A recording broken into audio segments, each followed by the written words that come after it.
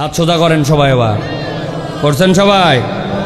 ডানে বামে তাকায় দেখে নেন। এবার সোজা হয়েছে? ডানে বামে তাকান। সবগুলা সোজা হয়েছে না? শক্ত করেন, পেছন দিকে একটু টানা দেন। বুকটা ফুটানো লাগবে, দেন টানা। এবার একটু সামনের দিকে দেন, এবার একটু ডানে, এবার একটু বামে দেন। মাশাআল্লাহ, হাত সোজা করেন। এবার হাতটা একটু নড়াচড়া দেন, নড়াচড়া দেন জোরে জোরে। এবার একটু শক্ত করে সোজা করেন, শক্ত, সোজা সোজা। এবার রিল্যাক্স করে বসেন, আরাম করে বসেন, হাত নামাতে বলি নাই। হাত সোজা করেন। হ্যাঁ, এবার গলাটা একটু পরিষ্কার দেন। এতগুলা লোক বলে গলা পরিষ্কার, ভালো করে। আয় পেছনে, শক্ত করছেন। এবার বুক বরাবর নেন, এই বরাবর, এই বরাবর নিছেন। এবার আমরা একটা বারোপতার ইতিহাস সৃষ্টি করব। এই মাঠে যত মাহফিল হয়েছে আর আপনারা যতবার আসছেন, এই রকম বিরচিত কণ্ঠে, দীপ্ত আওয়াজে, উচ্চকিত শব্দে এর আগে আল্লাহর নামে এরকম হুঙ্কার দেই নাই। এই রকম একটা তাকবীর দিতে চাই। রাজি আছেন আপনারা? যারা পারবেন না তারা বলেন আল্লাহুম্মা আমিন। আমার মুরব্বী। তবে কিছু সলিড মানুষ কিন্তু আছে, তাই না ভাই? আমি দিনাজপুরে গেছি একবার মাহফিলে, যাওয়ার পরে এত পাম দেওয়া দিছি ভাই, একটা তাকবীর দিতে হবে ফাটাফাটি, শয়তান নারাজ করার মতো, আল্লাহকে খুশি করার মতো, এমন পাম দিয়ে আমি স্লোগান দিছি লিল্লাহে তাকবীর। সামনে এক লোক ছিল, উনি উত্তর দিছে আল্লাহ। ওই দিন বুঝছি আমি ভাই, কোনো পাম দিয়ে কাম হবে না। যদি দিল থেকে না আসে তো পাম দিয়ে কাম হবে না। ওই দিন থেকে আর পাম দেই না। এই জন্য আপনাদের কাছে আগেই শুনে নিলাম কারা দিতে পারবেন আর কারা পারবেন না। যারা পারবেন তারা বলেন আল্লাহুম্মা আমিন। এমন একটা তাকবীর দেব যেই তাকবীরের ধ্বনিতে আকাশ বাতাস মুখরিত হবে, গলা থাকলেই কি আর গেলেই কি। রাজি আছেন ভাই? এই জায়গায় হাত হবে না, ওই যে হ্যাঁ এই জায়গায় হাত। তাকবীর যখন দেবে লিল্লাহে তাকবীর, হাত দুটো উপর দিকে ছুঁড়ে দিয়ে বলতে হবে আল্লাহু আকবার। পারবেন না ইনশাআল্লাহ? সামনে কিন্তু মারা যাবে না, মারতে হবে উপর দিকে। রেডি তো সবাই? বাহিরে যারা আছে ওরা আগামী 1 বছর পস্তাবে। 1 বছর। দরজাটা বন্ধ করে দেন, 8 জনের ভিতরে কেউ না ঢোকে, তাড়াতাড়ি দরজা লাগান। নতুন কোনো লোক ভিতরে নেওয়া হবে না, ঠিক কিনা ভাই? আমরাই শুনে যাব ইনশাআল্লাহ। বাইরের সব, আমার সুযোগ থাকলে সব মাইক বন্ধ করে দিতাম বাইরের, একদম সত্যি। খালি মহিলাদের ওখানে একটা মাইক, আর সব মাইকের সুইচ বাইরে বন্ধ, খালি ভিতরে ওয়াজ হবে। রেডি সবাই ভাই? রেডি সবাই? পারবেন ইনশাআল্লাহ? তাহলে দেখি আকাশ বাতাস মুখরিত করার প্রস্তুতি নেন। আমি লিল্লাহে তাকবীর বললে আল্লাহু আকবার বলে হাত ছুঁড়ে দিতে হবে, দিয়ে আবার নামায় নেবেন। রেডি সবাই? দেখি তাকবীর দেন। লিল্লাহে তাকবীর, লিল্লাহে তাকবীর। আল কোরআনের আলো, আল হাদিসের আলো, তোমার নেতা আমার নেতা, তোমার নেতা আমার নেতা, আলেম ওলামা যেখানে, আল্লাহর আইন যেখানে, লিল্লাহে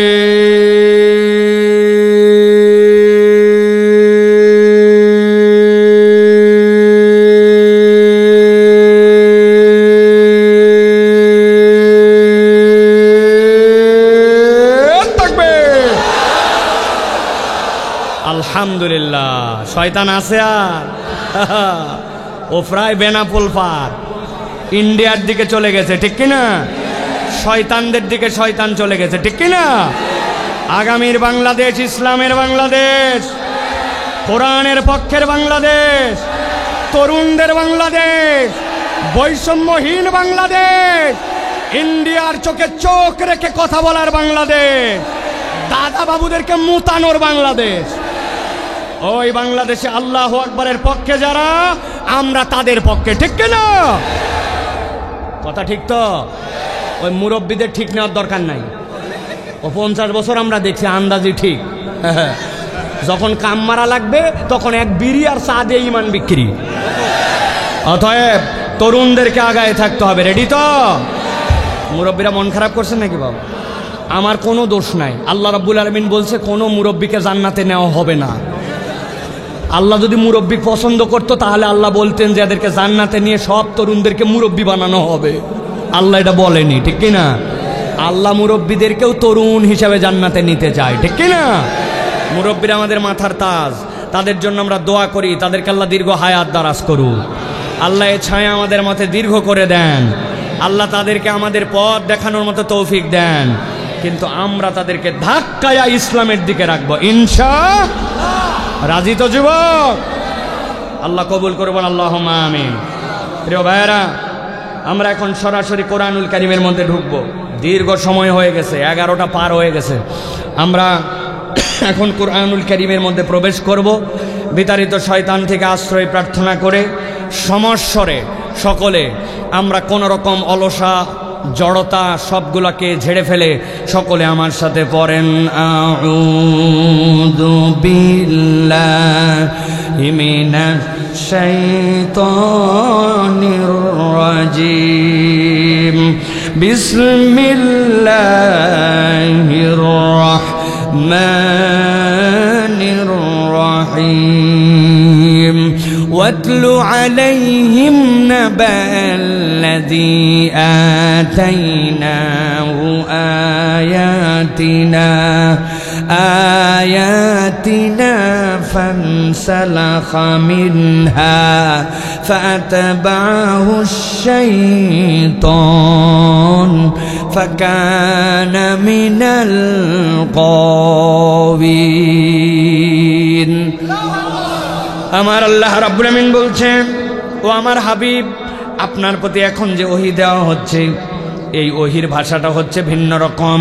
ওয়াতলু আলাইহিম, আপনি আপনার উম্মতের কাছে এটা তেলাওয়াত করেন। কিয়ামত পর্যন্ত আর কোনো নবী আসবে না। আপনার কাছে যে দায়িত্ব দেওয়া হলো, কিয়ামত পর্যন্ত একটা সংবাদ আপনাকে দেওয়া হবে। ওই সংবাদটি আপনি আপনার উম্মতের কাছে তেলাওয়াত করে দেন। মুফাসসিররা ব্যাখ্যা করছেন, আল্লাহ কোরআনে 4 ধরনের সম্বোধন করেছেন, খেয়াল করেন। ইয়া আইয়ুহাল ইনসান, ইয়া আইয়ুহান নাস, ইয়া আইয়ুহান নবী, অথবা আল্লাহ নবীকে বলেছেন কুল।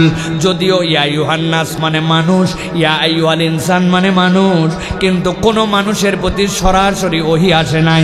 ওহী আল্লাহ নবীর মাধ্যম দিয়ে মানুষের কাছে সম্বোধন। তাহলে সম্বোধন যাই হোক না কেন, ওইগুলা নবীর দিকে নিসবত করে আল্লাহ আয়াত অবতীর্ণ করেছেন। কিন্তু আল্লাহ এইখানে বললেন ওয়াতলু আলাইহিম, ও আমার হাবিব আপনি তেলাওয়াত করেন। এইটার ব্যাখ্যা করেছেন মুফাসসিরেরা। ইব্রাহিম আলাইহিস সালাম খানায় কাবা নির্মাণ করার পরে আল্লাহর কাছে ফরিয়াদ করেছিলেন, ওয়া ইয ইয়ারফাউ ইব্রাহিমুল কওয়াইদা মিনাল বাইতি ওয়া ইসমাঈল রব্বানা তাকাব্বাল মিন্না ইন্নাকা আনতাস সামিউল আলিম। ইব্রাহিম খলিলুল্লাহ দোয়া করছেন, জবিহুল্লাহ ইসমাঈল আমিন আমিন বলছেন। বাইতুল্লাহর বুকে দোয়া করা হচ্ছে। যার জন্য দোয়া করতেছেন তিনি হচ্ছেন হাবিবুল্লাহ, যিনি কবুল করবেন তিনি স্বয়ং আল্লাহ। আল্লাহ বলছেন আপনি দোয়া করেন, রব্বানা ওয়াবআস ফীহিম রাসূলাম মিনহুম ইয়াতলু আলাইহিম আয়াতিক। আল্লাহ এমন একটা পয়গম্বর দেন যে উম্মতের কাছে যে কোরআন তেলাওয়াত করবে, আপনার আয়াত তেলাওয়াত করবে। ওয়া ইউযাক্কিহিম ওয়া ইউআল্লিমুহুমুল কিতাবা ওয়াল হিকমা। আল্লাহ রাব্বুল আলামিন ইব্রাহিম আলাইহিস সালামকে 2টা সন্তান দিলেন। বড় সন্তানের নাম ইসমাঈল, ছোটজন ইসহাক। হযরত ইসহাক আলাইহিস সালাম থেকে কত পয়গম্বর এসেছেন আল্লাহ ছাড়া কেউ বলতে পারেন না, কিন্তু হযরত ইসমাঈল থেকে মাত্র একজন পয়গম্বর, তিনি আপনার আমার নবী মুহাম্মদুর রাসূলুল্লাহ। সুবহানাল্লাহ। আল্লাহ নবী বলছেন, আমি ইব্রাহিম আলাইহিস সালামের ওই দোয়ার ফসল। আল্লাহ বলেছিলেন ওয়াতলু আলাইহিম মিলান, ঠান্ডা মাথায় কথা বোঝেন।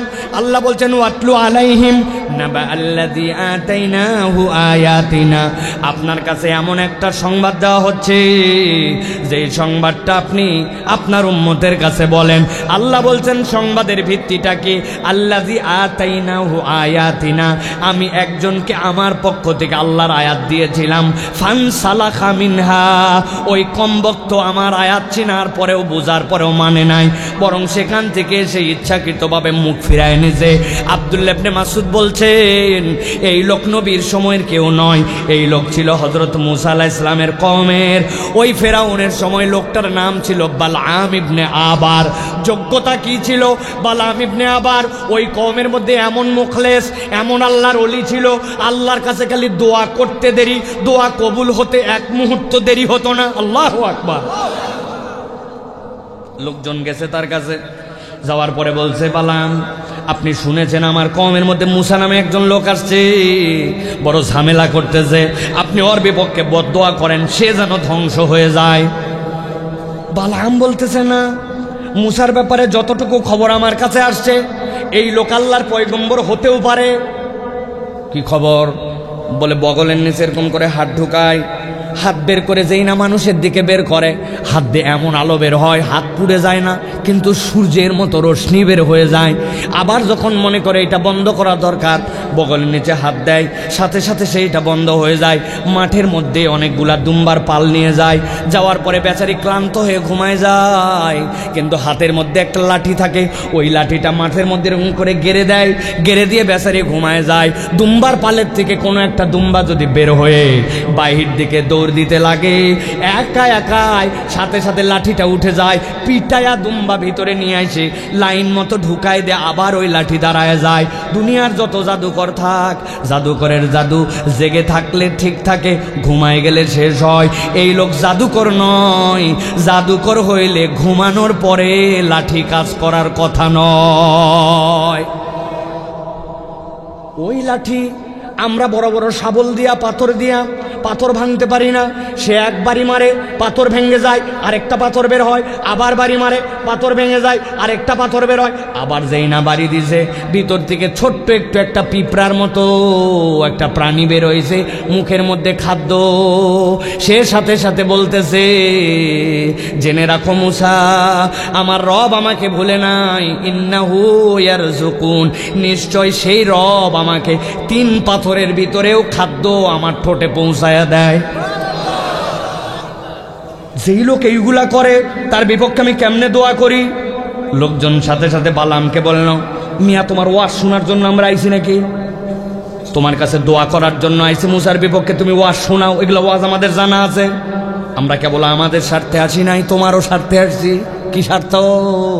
বলে মূসা যদি এই কাজ করে আর ঘেলকি দেখায়, তোমার দপ্তরে মিয়া মানুষ আসবে না, তখন তার কাছেও মানুষ লাইন লাগাবে, তোমার কাছে কেউ কথা শুনতে আসবে না, হাদিয়া তো বাজবে না, তোমার খানকা চলবে না মিয়া, তোমার স্বার্থে আনছি, ওকে যদি ধ্বংস করে দাও তুমি একাই বাঘ।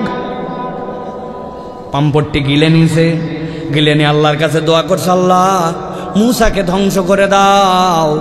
আল্লাহ বলছেন, যেই নাই দোয়া করেছে, আল্লাহ আয়াতে কারিমা অবতীর্ণ করেছেন, নবী খবর দেন, আল্লাযী আতাইনাহু আয়াতিনা, যেই ব্যক্তির কাছে আয়াত দেওয়া হয়েছিল, আয়াতটা সে চিনত, কিন্তু অপরাধ একটা করে বসলো, ফানসালাখা মিনহা, সে চিনে বুঝেও আল্লাহর আয়াত থেকে মুখ ফিরায় নিল।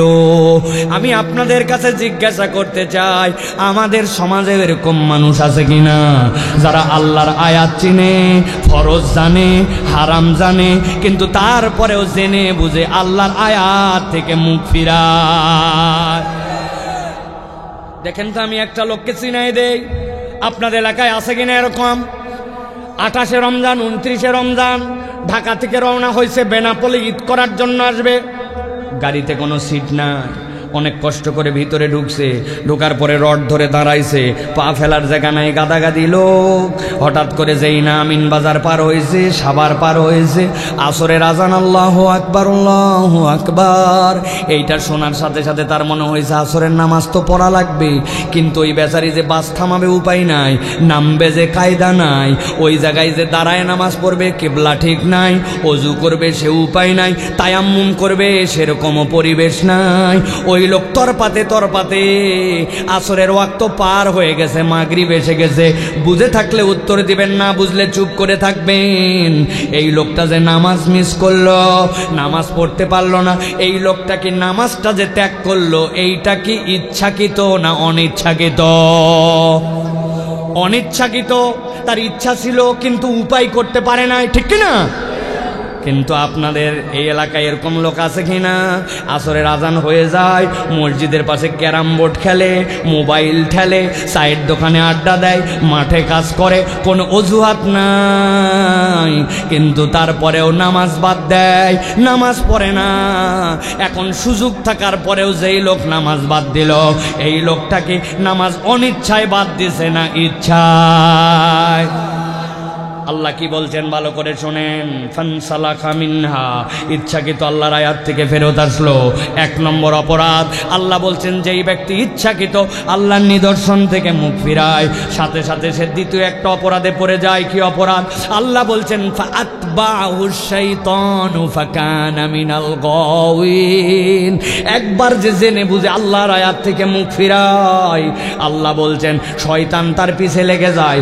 আর একবার যার শয়তান পিছে লাগে, ওই ব্যক্তি নিশ্চিত নিশ্চিত পথভ্রষ্ট হয়ে যায়। কথাটা বোঝেন নাই? একটু ছোট্ট করে ভেঙ্গে বুঝাই, ভালো করে খেয়াল করেন। আমরা মাঝে মাঝে আমাদের বাচ্চা কাচ্চাকে বকাঝকা করি, আপনারা করেন কিনা? এই শয়তানি করবি না, এই দুষ্টামি করবি না, বান্দরামি করবি না, বলেন না? মানে কি? মানে ওর যে কাজটা ওটা শয়তানি, ওই কাজ যদি করে শয়তানের অনুসরণ করা হবে। বাঁদরামি করবি না, এই বাঁদরামিটা শয়তানের খাসলত, তাহলে তুই শয়তানের অনুসরণ করবি, ঠিক কিনা? কিন্তু আল্লাহ ভিন্ন কথা বলছেন।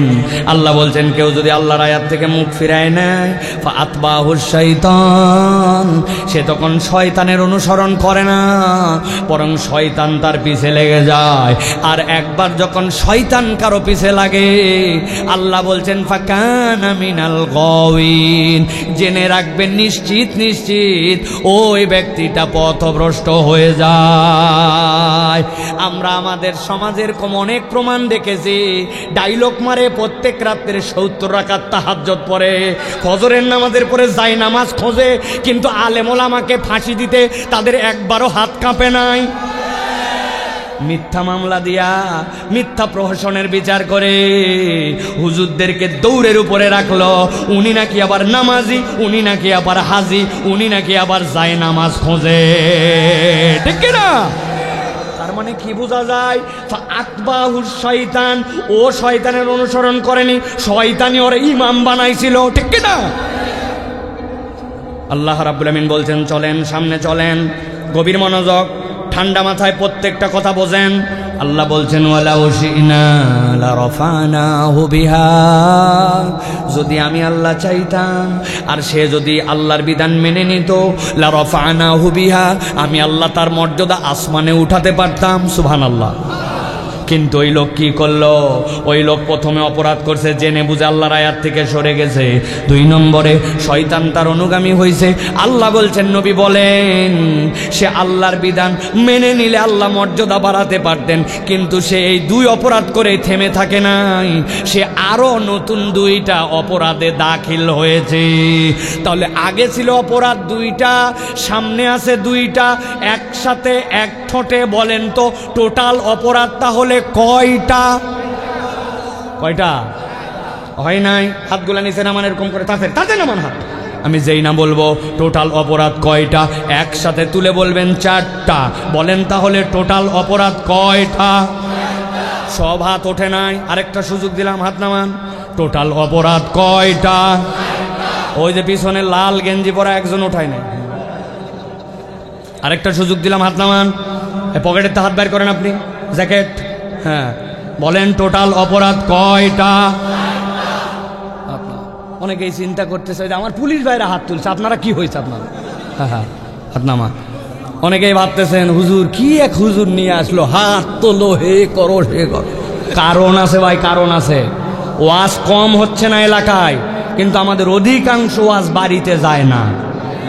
কালকেই যায় বলবেন একটা বক্তান ছিল আমাদের মাদ্রাসার সভাপতি সাহেব, ফাটাফাটি। বউ জিজ্ঞাসা করছে কি ফাটালো, বলছে তা বলতে পারবো না, কিন্তু ওয়াজ ফাটাফাটি হয়েছে। ও বাবা, ওয়াজ বলে ফাটাফাটি হলো, কিন্তু উনি বলতে পারে না কিছু। এই রকম ওয়াজ আমি করি না। আমার টার্গেট ফাটাফাটি না, আমার টার্গেট হচ্ছে জোড়াতালি দিয়া অন্তত এই ওয়াজটুকু বাড়িতে পৌঁছানো, ঠিক না? এই জন্যই কষ্ট করতেছি, তাছাড়া এত কষ্ট করা লাগে না। তাহলে বলেন টোটাল অপরাধ কয়টা? মাশাআল্লাহ, আলহামদুলিল্লাহ। আমার মা বোনেরা ওয়াজ শুনতেছে? প্রজেক্টর দিয়েছেন নাকি? মা বোনেরা ওয়াজ শুনতেছেন, আপনি জানেন না। আমি বলি কি করতেছে। যাওয়ার পরে দেখছে যে ছোটবেলায় একজন, ওর বিয়ে হয়েছে, বিয়ে হয়ে বাচ্চা কোলে করে নিয়ে আসছে। আরে তসলিমা, তুই ছোট ছিলি, তোর আবার বেটি হচ্ছে। এই যে গল্প উঠছে ভাই, পুরা ওয়াজ গল্প, ঠিক কিনা? অনেকে একটা কোলে করে ব্যাটারি আনছে, হ্যাঁ, যে ব্যাটারি যেই যে ভলিউম ছাড়ছে, বাকি লোকের ওয়াজ আর নাই, আছে কিনা? হ্যাঁ মা বোনেরা, ফাউ ফাউ খালি এসে বসলেন আর চলে গেলেন হবে না।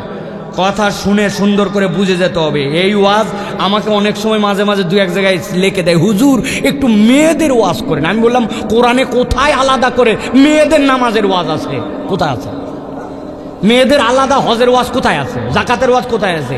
ছেলে আর মেয়েদের 90% ওয়াজই এক, ঠিক কিনা? 10% আলাদা, সেটা মাসলা মাসাইল। আমি মা বোনদেরকে বলবো এই জন্য ভালো করে কথা শোনেন। আমাকে যদি দেখতে পান ভালো, না পারলে মাইকের কথা শুনতেছেন, আমাকে দেখানোর দরকার নাই, আল্লাহকে দেখাই। আপনারা সবাই হাত তুলে বলেন, তাহলে আজকের আলোচনায় টোটাল অপরাধ কয়টা? আরে আপনারা না, মহিলারা হাত তুলছে, মা বোনেরা 4টা। হ্যাঁ, ভালো করে কথা শুনেন। তাহলে প্রথম বলছি 2টা, ঠিক না ভাই? 1 নম্বর হচ্ছে জেনে বুঝে আল্লাহর আয়াত থেকে মুখ ফিরাইছে। 2 নম্বর শয়তান তার পিছে লেগে গেছে। আল্লাহ রাব্বুল আমিন বলছেন, ওয়ালাউ শি'না লারাফা'নাহু বিহা, যদি আমি আল্লাহ চাইতাম তার মর্যাদা আসমানে উঠাইতে পারতাম। কিন্তু এই ব্যক্তিরা 3 নম্বর অপরাধে ঢুকলো। কি অপরাধ? আল্লাহ বলছেন, ওয়ালাকিন্নাহু আখলাদা ইলাল আরদি ওয়াত্তাবা'a হাওয়া। তাদের 3 নম্বর অপরাধ হচ্ছে, ওই মানুষগুলা আখলাদা ইলাল আরদ, নিরেট দুনিয়াদার হয়ে গেল, তাদের মুখগুলা জমিনমুখী করে দিল। আরবিতে খুলদুন মানে ওই ধরনের প্রাণী, যেই প্রাণীর 4টা পা আর তার একটা মুখ থাকে। ও যদি পোয়াল খায়, ও যদি ঘাস খায়, ও যদি পানি খায়, যাই খাক না কেন ওর মুখ নিচের দিকে দিতে হয়। আবার মাঝে মাঝে মুখ উঁচু করে, কিন্তু যখনই তার মাথাটা ছেড়ে দেয়, বেসিক হিসাবে তার মুখ জমিনের দিকে নেমে যায়। চিনে থাকলে বলেন তো এরকম একটা প্রাণীর নাম কি? গরু। আরেকটা প্রাণীর নাম বলেন, আরেকটা প্রাণীর নাম বলেন। কিন্তু এরকম অনেক ছাগল আছে, আপনি দেখছেন সিমের গাছ লাগাইছেন, ছোট্ট একটা গাছ লাগাইছেন, ও 2 পা উঁচু করে ওই জায়গার থেকে মাথার পাতাটা খাইয়া ফেলায়, আছে কিনা? কিন্তু বেশিক্ষণ নয়, ওই পা উঁচু করলেও আবার সে জমিনমুখী হয়ে যায়। আল্লাহ বলছেন, ওয়ালাকিন্নাহু আখলাদা ইলাল আরদ। এইটা হচ্ছে পশুর স্বভাব। কিন্তু দুনিয়াতে এমন কতগুলা মানুষ আছে, হালাল হারাম চেনে না, আল্লাহর বিধানের তোয়াক্কা করে না, আল্লাহকে পাত্তা দেয় না, তারা আর জান্নাত জাহান্নামের কোনো কেয়ার করে না। ও কেবল দুনিয়ার স্বার্থে নিরেট দুনিয়াদারিতে নিমজ্জিত হয়ে যায়। এরকম লোক আমাদের মধ্যে আছে কিনা ভাই? আছে? দেখেন, আমি 2টা লোককে চিনায় দেই, যদি চিনে থাকেন তো নাম বলেন আপনারা। আপনি বেনাপোল বাজারে বাজার করতে গেছেন, ঈদের মধ্যে যশোরে গেছেন বাজার করার জন্য। যাওয়ার পরে যেই না কোনো একটা জিনিস পছন্দ হয়েছে আপনি নিবেন, দেখেন দোকানদার আপনাকে বলতেছে, ভাই আপনার মতো চেনা লোক বলে কেনা দামে দিলাম। আছে না ভাই? বাপ দাদার জন্মে আপনাকে দেখে নাই, বলতেছে চেনা লোক, কেনা দামে দিলাম বলে 500 টাকা কাল্লা কাটে ফেলছে, আছে কিনা? দোকান হালাল, জিনিস হালাল, আইটেম হালাল, কিন্তু নিরেট একটু ব্যবসা বানানোর জন্য মিথ্যা কথা বলে ব্যবসা করে, আছে কিনা? এরকম অনেক লোক আপনি খুঁজে পাবেন। এত বড় দাড়িওয়ালা, সকালবেলা হাতের মধ্যে কোদাল নিয়ে মাঠে রওনা হয়েছে। লোকজন বলছে, চাচা এত সকালে কই যান? আমি ভুঁয়ে যাই। কি জন্য এত সকালে ভুঁয়ে যাচ্ছেন? বলতেছে, বাবা রোদ উঠলে আমি কাজ করতে পারছি না। আসলে টাউট নাম্বার 1, উনি কাজ করতে যায় না। উনার জমির সাথে যার জমি লাগানো, ওই জমিওয়ালা এখন আল কাটে পারে নাই। উনি আগে আগে যায় আল কাটার নাম করে জমিটা একটু 4 আঙ্গুল ঠেলতে চায়। এরকম লোক এলাকায় নাই? ভালো করে বোঝেন, আপনার জমি 1 বিঘা, ওইটার খাজনা, ওইটার খারিজ, ওইটার জমি, ওইটার পর্চা সব আপনার, কিন্তু মাত্র জীবনে 4 আঙ্গুল ঠেলছেন, ওইটার মধ্যে 5 কেজিও ধান হয় নাই, সরষা হয় নাই, আপনার হালালের সাথে হারাম মিশে গেছে, মুরব্বি লোভ সামলাতে পারে না। ঠিক কিনা? আছে কিনা এরকম? আছে কিনা? আল্লাহ বলছেন ওয়ালাকিন্নাহু আখলাদা ইলাল আরদ, নিরেট দুনিয়াদার হয়ে গেছে। কত আপনি খুঁজে দেখবেন, কবে বাপ মরে গেছে বলে গেছে বোনের সম্পত্তি ফিরায় দাও, উনি হজ করে চলে আসছে, আজ পর্যন্ত বোনের সম্পদ দেয় নাই। আছে না? ছেলে মেয়ের মধ্যে বেইনসাফ করছে, এরকম লোক নাই যশোরে, নাই বেনাপোলে, নাই। ও বাবা, হজে যাওয়ার আগে বিরাট বড় খাওয়া দাওয়া গরু দিয়া, কথা বলেন, খাওয়া দাওয়া করে টোরে জনগণকে বলছে আর ফিরবো কি ফিরবো না আমি জানি না বাবা, দোয়া করো। ছেলে মেয়েদেরকে ডাক দিছে, 20 বিঘা মাঠে জমি আছে, ওই জমির মধ্যে 2টা ছেলে 2টা মেয়ে, 2 মেয়েকে বলছে তোদের বিয়ের সময় খরচ গেছে বাবা, আসার সময় তোর জন্য মালা নিয়ে আসবো, তোর জন্য বালা নিয়ে আসবো, আমার নাতিদের জন্য হাতের আংটি নিয়ে আসবো, মা ফিরতে পারি কি পারি না, এইগুলা বলে সিস্টেমে 3 বিঘা জমি দিয়া বাকি সন্তান 2টাকে 17 বিঘা জমি দিছে দিয়া হাজী সাহেব মক্কায় চলে গেছে। খানায় কাবা দেখার পরে তো উনার অনুভূতি জায়গা গেছে, উনি কাবা দেখে এমন কান্না কানতে শুরু করছে, লোকজন অবাক, লোকজন চিন্তা করছে সবাই কান্দে, কিন্তু এই হাজী সাহেব এত বেশি কান্দে কেন? ওর দোয়া একটু শরীক হই, হাজির দোয়ায় যেই না শরীক হয়েছে দেখে হাজী সাহেব বলতেছে আল্লাহ আশা রাখ দিয়া, আল্লাহ একটু ভুল করে ফেলছে, আল্লাহ আল্লাহ মেয়েদেরকে 3 বিঘা জমি আর ছেলেদেরকে 17 বিঘা দিয়া আল্লাহ চলে আসছি, খানায় কাবা দেখলে সব গুনাহ মাফ হয়, আল্লাহ মেহেরবানি করে আমার এই ভুল মাফ করে দে। বুঝে থাকলে বলেন, বান্দাকে ফাঁকি দিয়া বান্দার হক নষ্ট করে খানায় কাবায় যায় দোয়া করলে দোয়া কবুল হবে। কথা বলেন।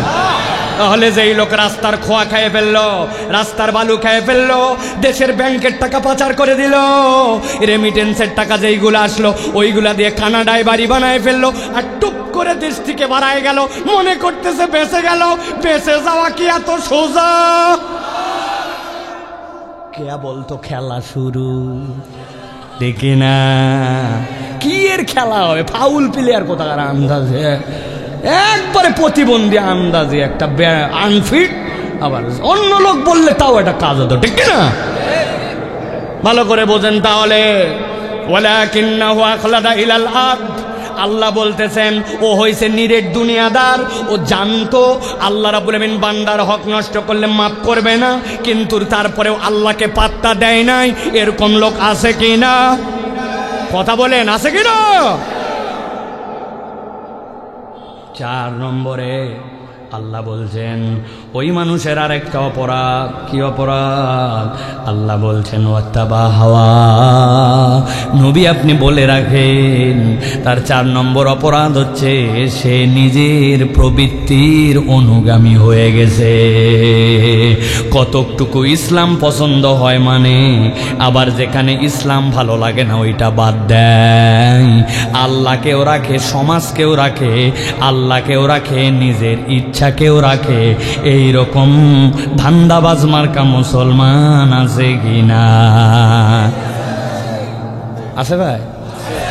এই মুরব্বী, আপনি মুখে এখনো দাড়ি রাখলেন না কেন? কি সমস্যা? বয়স তো 70 পার। বাবা তোমার চাচি আম্মা লাইক করে না, চাচি লাইক করে না, দাড়ি রাখলে আনস্মার্ট লাগে। আছে কিনা? ভালো করে বুঝেন, কথার ধাক্কা কিন্তু অনেক দূর যায়। আপনি যদি বলেন দাড়ি রাখলে আনস্মার্ট লাগে, আল্লাহ নবীকে বললেন ওয়া ইন্নাকা লাআলা খুলুকিন আযীম, আমি আমার নবীকে উত্তম চরিত্র, পৃথিবীর শ্রেষ্ঠ স্মার্ট বানাইছি। আর আপনি বলছেন দাড়ি আনস্মার্ট, আপনি নবীকে আনস্মার্ট বলে ফেলতেছেন, বুঝতেছেন না আপনার ঈমান চলে যেতে পারে। কথা বলেন, ঠিক কিনা? অনেক যুবক আছে দাড়ি রাখো নাই কেন ভাই? বলে হুজুর সামনে বিয়ের কথাবার্তা হচ্ছে, যার সাথে কথা হচ্ছে ওই মেয়ে আবার দাড়ি লাইক করে না, আগেই বলে দিছো। আমি এটা ফতুয়া দিয়ে গেলাম, এলাকায় কোনো কওমি মাদ্রাসা থাকলে যাই শুনে নিবা। যদি কোনো মহিলা তোমাকে দাড়ির কারণে অপছন্দ করে, তাহলে বিয়ের কথাবার্তা চললে ওই মেয়েকে বিয়ে করা জায়েজ নাই। ব্যাকল ইসলামের শরীয়তের ফরজ বিধান, ওয়াজিব বিধান পছন্দ করে না, সে কেমনে তোমার জীবন সঙ্গী হবে? তার মানে তো সে দিনদার না, ঠিক কিনা? এই জন্য প্রিয় ভাইরা, কোনো অজুহাত নাই, অজুহাত কিচ্ছু নাই। ওয়াত্তাবা হাওয়া, কেবল মনের শয়তানির কারণে আমরা এটা করতে পারি না, আছে কিনা? ওই যে ঢাকায় নাকি একজনকে মুখের মধ্যে এরকম ছোট চিকন দাড়ি আছে না অনেকের ভাই, এদিক ওদিক নাই, কয়েকটা এদিক দিয়ে দাঁড়িয়ে আছে। ওরে বলছে এর তোক তো দেখতে ছাগল ছাগল লাগে। ও বলছে you are absolutely right sir. বলছে কি বললি? আমি তোরে টিটকারি করলাম আর তুই বলতেছিস ঠিক বলছেন, অ্যাবসলিউটলি রাইট। এবার কেমন কথা? বলতেছে যা সত্য আপনি তাই বলছেন, আমার এখানে মন খারাপ করার কি আছে? ছাগলের মতো দাড়ি বলেই তো ছাগল ছাগল বলছেন। তবে স্যার আপনি সাহস দিলে আপনাকে একটা কথা বলতে চাই। বলছে বল বল বল, কি বলবি বল, তুই যেহেতু বলছিস যা মাইনে নিছিস। বলছে স্যার আমার দাড়ি ছাগলের মতো জন্য আপনি বলছেন ছাগল দেখা যায়, তবে আপনাকে দেখলে আমার কুত্তা কুত্তা লাগে। এই তো বলে ফেলছে, আমাকে বলা লাগে না, ঠিক কিনা? আমি আর বলতে চাই না প্রিয় ভাইয়েরা, কোনো কারণ নাই। ওয়াত্তাবা হাওয়া, আপনি আবার অন্তরের অনুগামী হয়েছেন, এইরকম অনেক মানুষ খুঁজে পাবেন। নামাজ পড়ে, রোজা করে, হজ করে, আবার ইসলামের যেই বিধান তার পছন্দ হয় না ওই বিধান থেকে দূরে থাকে, আছে কিনা? আছে মানে কি? আমি আপনার কাছে চিনাই দিতে পারবো। আমি আপনার কাছে আরেকটা ঘটনা বলি, দেখেন তো আপনাদের এই এলাকায় বিয়ে শাদী হয়? কথা বলেন, হয়? ওরে বাবা, বিয়ে শাদী হয়। বিয়ে শাদীতে বা খালাতো বোনের বিয়ে, মামাতো বোনের বিয়ে, আত্মীয় স্বজনের বিয়ে হয় কিনা? দেখেন তো ইসলামের বিয়েটা একটু মিলান। ইসলামের বিয়ের 3টা বিধান। 1 নম্বর আল্লাহ বলছেন ইজাবার কবুল ফরজ। 2 নম্বর আল্লাহ রাব্বুল আমিন বলছেন ওয়াতুন নিসা সাদুকাতিহিন্না নিহলা, তোমার সাধ্য অনুযায়ী মহিলাদেরকে দেনমোহর দিতে হবে, এটাও আল্লাহর পক্ষ থেকে দেওয়া ফরজ। 3 নম্বরে নবী বলছেন আউলিম ওয়ালাউ বিশাতিন, ছেলের বাড়িতে আনার পরে একটা ছাগলের বাচ্চা দিয়ে হলে ওলিমার অনুষ্ঠান করো। ইসলামের বিয়ের আনন্দ, ইসলামের বিয়ের আনন্দ, মজা, ফুর্তি যা কিছু আছে এই 3টার মধ্যেই শেষ। কিন্তু আপনাদের বেনাপোল অঞ্চলে, যশোর অঞ্চলে, আমাদের দেশে কি এই 3 মধ্যেই বিয়া শেষ? কি কি আছে? 7 দিন আগ থেকে হলুদ সন্ধ্যা, 3 দিন আগে মেহেদি সন্ধ্যা, 10 দিন আগের থেকে এলাকার সেরা সেরা ডেক বক্স নিয়ে যায় বাড়ির সামনে 2 পাশে লাগায়া এলাকাকে জানান দেওয়ার মতো ইংলিশ গান চলতেছে। আছে কিনা?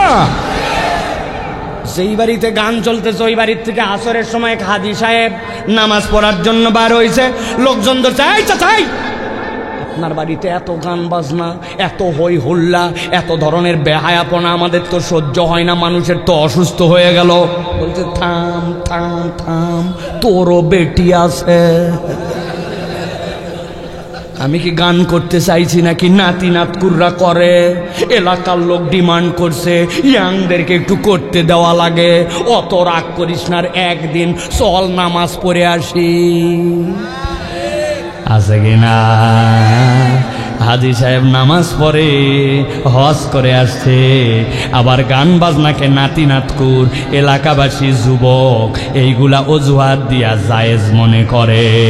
এই রকম নামাজি, এই রকম মুসলমান আছে কিনা?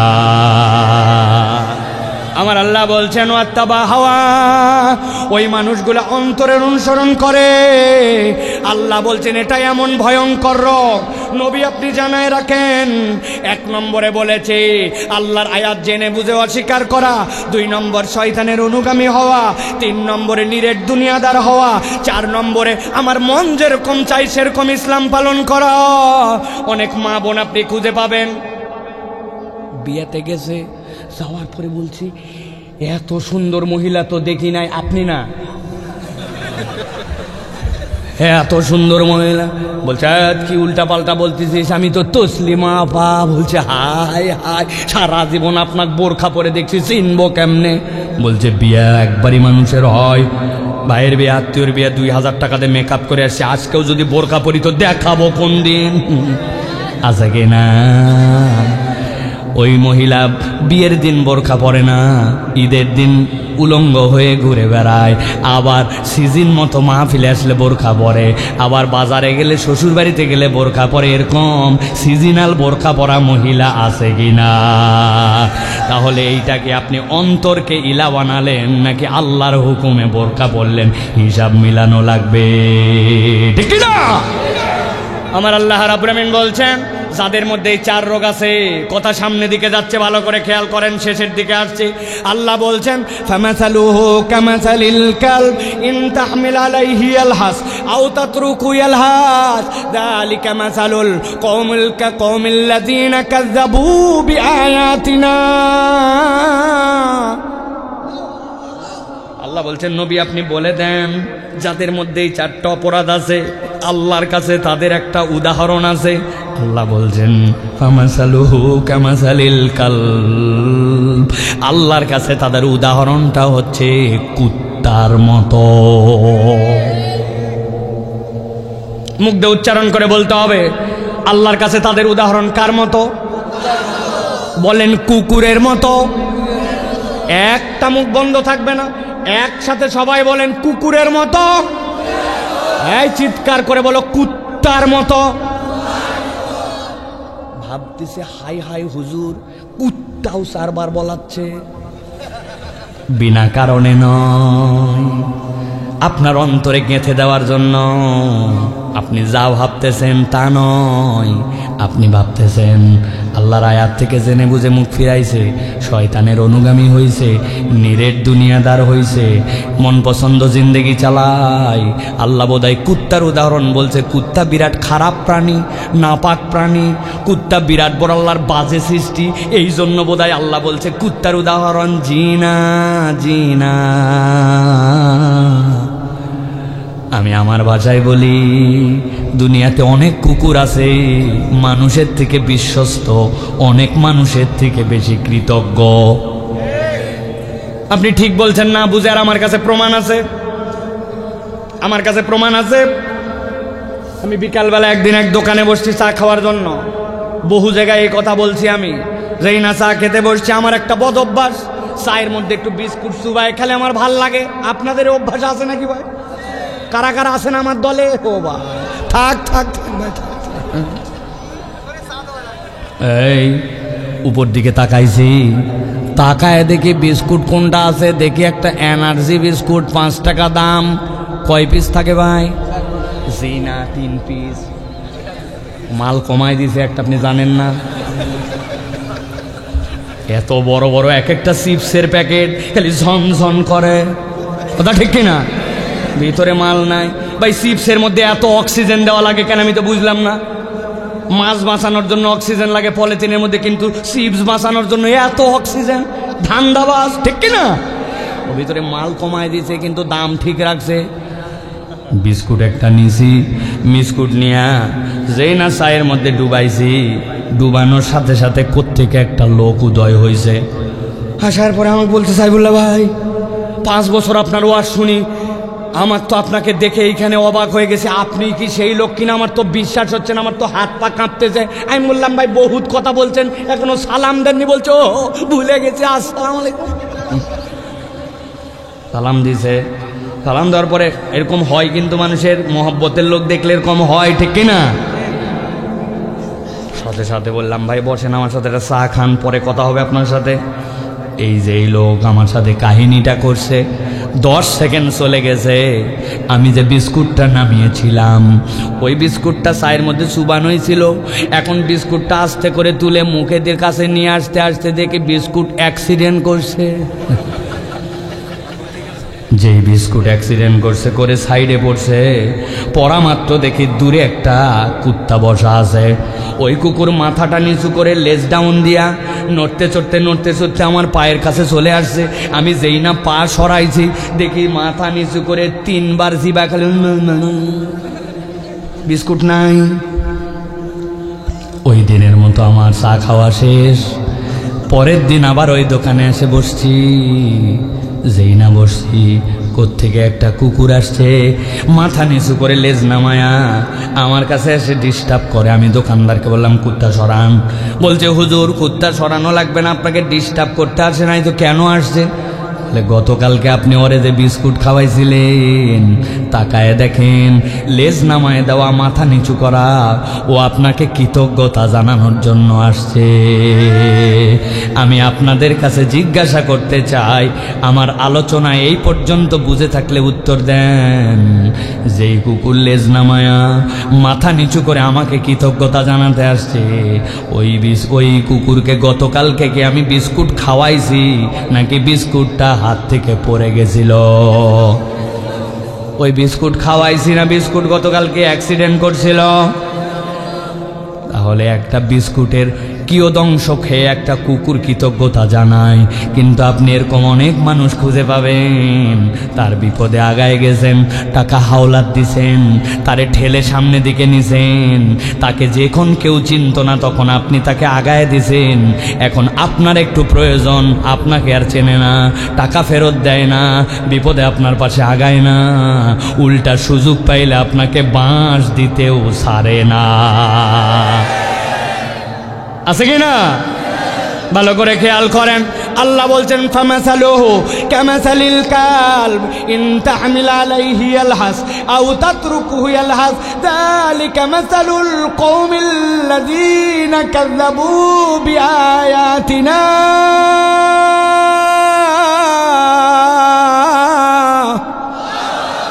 আল্লাহ বলছেন ও দুনিয়ার মানুষ, আমি কুকুরের উদাহরণ এমনি দেই নাই। তোমার মধ্যে যদি 4টা এরকম অপরাধ থাকে, আমি আল্লাহ বললাম তার উদাহরণ কুকুরের মতো। কুকুরের পিঠে তুমি বোঝা চাপালেও কুকুর হাঁপায়, বোঝা না চাপালেও কুকুর হাঁপায়। কুকুর স্বভাব চরিত্রে অস্থির। আরবিতে লাহাসুন শব্দের অর্থ জিহ্বা বের করে পিপাসার সময়ে পানি খাওয়ার জন্য প্রচেষ্টা করার নাম লাহাস। ওইটা শীতেও করে, গরমেও করে, পিপাসা পাইলেও করে, না পাইলেও করে। কুকুরের স্বভাব জিহ্বা বের করে রাখা, অস্থিরতা। আল্লাহ বলছেন তুমি আল্লাহর বিধান থেকে মুখ ফিরাইছো, শয়তানের অনুগামী হইছো, ইচ্ছা মতো জীবন চালাইছো, নিরেট দুনিয়াদার হইছো। আল্লাহ বলছেন, আল্লাহ চ্যালেঞ্জ দিলেন, দুনিয়া আখিরাতে তোমার জীবনটা কুত্তার মতো অস্থির আর অনিরাপদ বানায় দিবে। ভাবতে পারি আমি, দুনিয়ার জীবনে একটু অস্থিরতা হয় রে ভাই, কিন্তু মিলায় দেখেন আমাদের জীবন কারোটাই এখন স্থির না। কিসের পিছে ছুটতেছি, আমার কোনো চাহিদার যেন শেষ নাই। এই বাংলাদেশে একটা লোক 57,000 কোটি টাকা দেশ থেকে পাচার করছে। একটা মানুষের বাঁচতে কয় টাকা লাগে ভাই, কিন্তু তার তৃপ্তি হয় নাই। এইরকম প্রত্যেকেই আমাদের জীবনে এখন, ঠিক না? শান্তি না, মুনাফিকের জিন্দেগি চলতেছে। সময় পরিবর্তন হয়েছে, হাওয়াটা গায়ে মাখে এখন তালে তালে চলতেছি, কিন্তু ভিতরে এখনো পরিবর্তন হয় নাই। আছে কিনা ভাই? চিনি আমরা চিনি। লোকের চেহারার দিকে তাকালেও আল্লাহর দয়ায় 60% মানুষকে বুঝে ফেলি আমরা। যুবক ও তরুণ ও আমার মুরব্বী, এই কথাটুকু আপনার সারা জীবনের পাথেয়, আমার জন্য পাথেয়। দুনিয়ার জীবন নয় অস্থির হলো, পার করেই দিলাম। বিপদ আসলো, পার করেই দিলাম। একটু না হয় চঞ্চলতার জীবনই পার করলাম। কিন্তু আল্লাহর সৃষ্টি 3 ভাগে বিভক্ত। একটা হচ্ছে ক্ষণস্থায়ী, একটা দীর্ঘস্থায়ী, আর একটা চিরস্থায়ী। গাছপালা গরু ছাগল হইল, আবার সামনে চলে গেল, আল্লাহরই বানানো, কিন্তু এটা ক্ষণস্থায়ী। আসমান চাঁদ সেতারা আছে তো আছেই, নষ্ট হবে একদিন, কিন্তু দীর্ঘস্থায়ী। আর একটা সৃষ্টি কেবল চিরস্থায়ী। আল্লাহ আপনাকে রুহের জগতে আমাকে তৈরি করলেন, এরপরে দুনিয়ায় পাঠালেন, এরপরে বিচ্ছিন্ন হয়ে যাবে, কবরে চলে যাবে, আবার উঠবে, উঠার পরে আল্লাহ জান্নাতে চিরস্থায়ী বা জাহান্নামে পাঠাবেন। আপনার আমার এই রূহ যেইটা, এইটা আল্লাহ চিরস্থায়ী করেছেন, আল্লাহ না চাওয়ার আগ পর্যন্ত এইটার শেষ নাই। তাহলে দুনিয়ার জীবন না হয় পার করলাম, কিন্তু আমার কবর, আমার পরকাল, আমার হাসর, আমার ওই পার, ওইটা যদি কুকুরের মতো হয়, আপনার আমার বাঁচার উপায় নাই, ঠিক কি না? তাহলে আমাদেরকে দুইটা সিদ্ধান্তে আসতে হবে। এক নম্বর, আমরা কি কুকুরের জীবন চাই না মানুষের? কথা বলেন। আল্লাহ যেভাবে শেষ করছেন আমি ওইভাবে শেষ করতেছি, খেয়াল করেন। আল্লাহ বলছেন নবীকে, ফাকসুসিল কাসাসা লাআল্লাহুম ইয়াতাফাক্কারুন। আল্লাহ বলছেন নবী আপনি এই গল্প বলেন, এই কিসসা জানান, লাআল্লাহুম ইয়াতাফাক্কারুন, আশা করা যায় তারা চিন্তা করবে। আজকের এই মাহফিল থেকে যদি আমরা চিন্তা ভাবনা করে বিদায় হই, তাহলে ওইটা মানুষের জিন্দেগি, আর চিন্তা ভাবনা না করলে ওইটা মানুষের জিন্দেগি নয়। তাহলে আমরা কি মানুষের জীবন চাই? চাই চাই চাই চাই চাই, বলেন আল্লাহুম্মা আমিন। তাহলে মানুষের জীবন কি নামাজ ছাড়া না নামাজওয়ালা? হাত তুলেন না। নামাজ ছাড়া না নামাজওয়ালা? মিথ্যা বলা না বাদ দেওয়া? গীবত করা না ত্যাগ করা? মহিলাদেরকে পর্দা লাগবে না লাগবে না? মানুষের জমির আল ঠেলা যাবে? মেয়েদের হক নষ্ট করা যাবে? সমাজের মধ্যে মুনাফিকি করা যাবে? তবে ক্লিক মারা যাবে তো না? মহিলাদের আলোচনা করা যাবে তো? মোবাইলে গান শোনা হারাম শোনা যাবে? আল্লাহ কবুল করুক, আল্লাহুম্মা আমিন। আল্লাহ বলছেন, সাআ মাসালাল কওমুল্লাযীনা কাযযাবু বিআয়াতিনা। তাদের কাছে বলে লাভ নাই যারা আল্লাহর আয়াত অস্বীকার করে। আমরা আল্লাহর আয়াত অস্বীকারকারী নয়, আমরা আল্লাহর আয়াত মেনে নিয়েছি, ঠিক কি না? আল্লাহ আমাদেরকে কবুল করুক, বলেন আল্লাহুম্মা আমিন। সুন্দর করে বলেন আল্লাহুম্মা আমিন। আমরা দুই পর্বে আলোচনা করেছি। প্রথম পর্বের কথা মনে আছে? আল্লাহ হচ্ছেন রাজ্জাক, মনে আছে? ওই আল্লাহ সব করতে পারেন বান্দা যদি কোরআনের সাথে থাকে। সামারি করলাম। দ্বিতীয় পর্বে আপনাদেরকে বলেছি আল্লাহ বান্দাকে কুকুরের জীবন দিতে চান না, মানুষেরটা দুনিয়া এবং আখেরাত। মানুষ কুকুরের জীবন চয়েস করে নেয়, ভুল করে চারটা। ওই চার ভুল থেকে যদি বেঁচে থাকি, রব্বুল আলামিন আমাদেরকে আমাদের দুনিয়া আখেরাত কল্যাণকর করে দিবেন, বলেন আল্লাহুম্মা আমিন। এই আলোচনা বাড়িতে যাবে তো ভাই ইনশাআল্লাহ? আল্লাহ কবুল করবে, আল্লাহুম্মা আমিন। মাদ্রাসার ছাত্ররা কই? আমাদের মাদ্রাসার ছাত্ররা, আমরা দোয়া করব ইনশাআল্লাহ। ছেলেরা এখন আপনাদের কাছে ভিতরে যাবে, আপনারা একটু উন্মুক্ত হবে, 10, 20, 50, 100 সবাইকে শরীক হতে হবে, ছোট বড় যুবক তরুণ, কেউ না দিয়ে যাবেন না, দিয়ে তারপরে যাবেন ইনশাআল্লাহ। ছেলেরা যাও।